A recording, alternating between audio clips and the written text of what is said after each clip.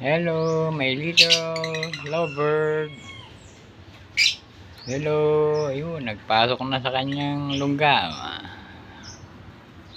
Hello, good morning.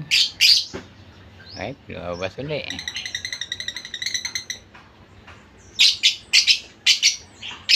Ayan ang aming dalawang alaga na lovebird. African lovebird. Nanganganta. Maganda yung kanilang bahay, oh.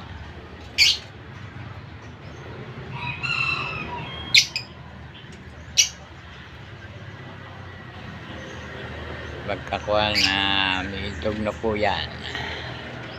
Malapit na, mangingitlog na.